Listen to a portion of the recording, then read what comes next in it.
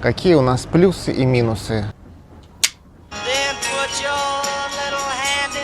Тема очень сложная, обобщать очень не хотелось бы, расскажу про себя. Большой плюс, конечно, красота. Горы. Подгорица не море, море не видно отсюда, но есть река Марача, есть еще несколько рек, есть горные реки, которые перепадают в водопад Ниагара, вот который я снимал как-то. Красиво, это прям большой жирный плюс, красиво всегда. Климат тоже, а это очень большой плюс, хотя да, бывает летом сковородка, особенно в Подгорице, до 40 градусов доходит температура, жарко, воздух прям стоит, но если сидеть дома под кондеем и никуда особо не ходить, то в целом как бы нормально. В Воронеже при 30 градусах уже такая же фигня наступала, и некуда было спрятаться, да и кондей у нас там как-то почему-то и не было. Еще плюс – это безопасность. Вот лично я чувствую себя здесь в безопасности. То есть я в любое место могу пойти, в любое время, ночью, там, чуть пьяный даже. И никто не докопается, не пристанет. Может, я, конечно, старый уже, да, и ко мне, наверное, не пристают. Хотя дети, вот, которые встречные, иногда бежишь, там идешь, куда-то что-то спрашивают, не видят, что ты там взрослый человек какой-то, а считают себя за своего, то есть вообще без комплексов. Дети тут такие прикольные. Детей любят, поэтому, наверное, они и так же себя ведут, вообще не боятся ничего и никого. В этом плане тут безопасно. Не боишься полицейских, не переходишь дорогу на другую сторону, лишь бы они тебя не увидели. Да и полицейских тут не так часто встретишь. В основном, конечно, машины, если останавливают, проверяют, и то так себе особо глянут, что не местные, могут отпустить. Единственный раз за 2,5 года у меня действительно прям проверили права, проверили регистрацию. Спросили, а Боровак есть? Я сказал, есть дома. Они сказали, ну езжай. Если ты не нарушаешь, то тебе бояться тут совершенно нечего, что просто так подойдут и чего-нибудь спросят. Еще насчет безопасности, что мы особо двери не закрываем дома, там машины везде всегда открыты. Хотя сейчас говорят, что понаехало много всяких иностранных граждан, не буду показывать пальцем, но случаи всякого мелкого там воровства и мелкого возьми, где что плохо лежит, увеличились. Особенно страдают самокаты и велосипеды, ну хотя тут, наверное, это и местные тоже цыгане, опять же. Почему цыгане? Ну, в общем, местные не очень хорошие элементы промышляют воровством велосипедов и тут же тащат его на блошиный рынок, где, собственно, можно пойти и найти свой велосипед и отобрать, позвать полицию. Еще я бы записал в плюс то, что здесь мало выбора. С одной стороны, это минус.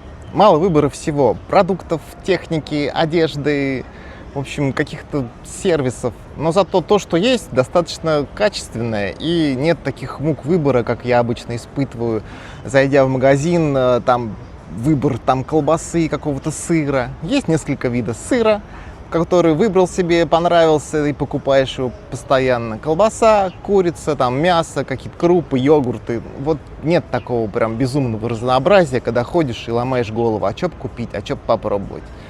Нашел себе что-нибудь подходящее и питаешься этим. Насчет одежды тоже. Нужна куртка. Пошел, нашел себе куртку.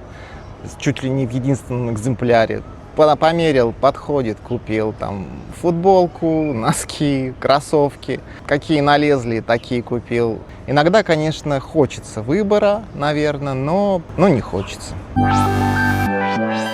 Один такой жирный минус – это все-таки банковская система. Я уже про нее не раз упоминал и еще, наверное, не раз вспомню.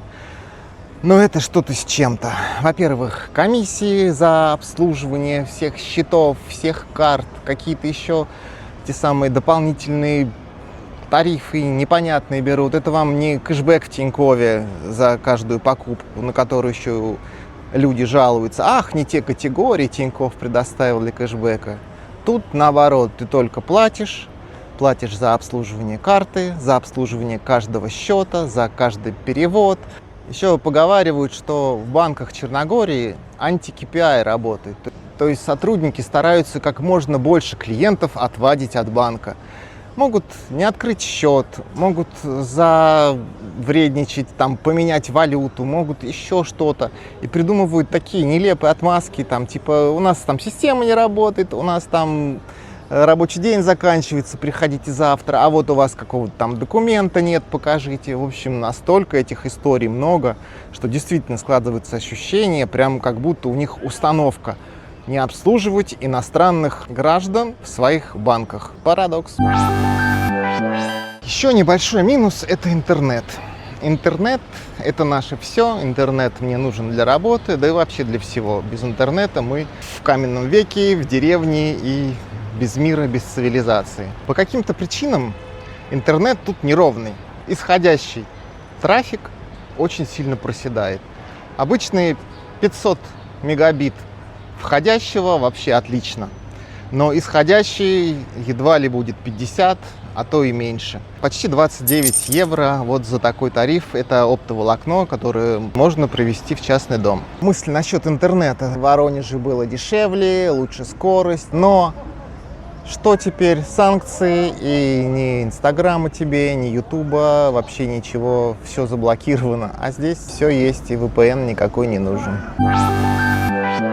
Зато здесь есть честный 5G. Но, опять же, не везде ловит, и очень странная тарификация. Ну, у нас у всех тариф от Intel, так уж сложилось, когда приехали, сразу именно к нему подключились.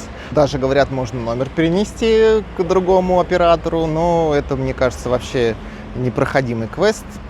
Ну, может, я просто не пробовал. Так вот, самая фишка тарифа в том, что есть две опции. Отдельно оплачиваешь действие сим-карты и отдельно тариф. Если у тебя заканчивается действие сим-карты, то у тебя заканчивается все. Телефон перестает работать и превращается в кирпич. Чтобы сим-карта продолжала действовать, нужно каждые 30 дней пополнять баланс хотя бы на 2 евро. Ну, теперь на 2 уже не пополнишь, минимум 5 сделали. Ты пополняешь баланс на 5 евро и тем самым продлеваешь действие сим-карты на 30 дней. Причем, если ты пополнил его где-то в середине, то начинается эти 30 дней, отсчитывается от той даты, от которой ты пополнил свой баланс. Стараюсь пополнять баланс раз в месяц, примерно, когда подходит срок. Либо можно как-то сразу на год это все дело продлить, надо заплатить 20 евро, и вроде как на год продлевается это действие сим-карты, надо попробовать все-таки это сделать. За сам тариф интернета 100 гигабайт платим по 10 евро, самый минимальный тариф. Вообще, конечно, страна развивается. За эти 2,5 года много чего появилось. И сервисы, и цифровизация все-таки как бы доходит до разных стран. Хотя по сравнению с Россией тут все-таки много чего нету. Цифровизации, конечно, не хватает, но быстро привыкаешь, и что есть, тем и пользуешься. Мне кажется, до сих пор и в России платежки за коммуналку платят на почте кое-кто. Всякие бабушки, старушки. Здесь тоже платят, но есть и электронные счета. Вот 2 года назад, мне кажется, этого не было, или я просто не знал.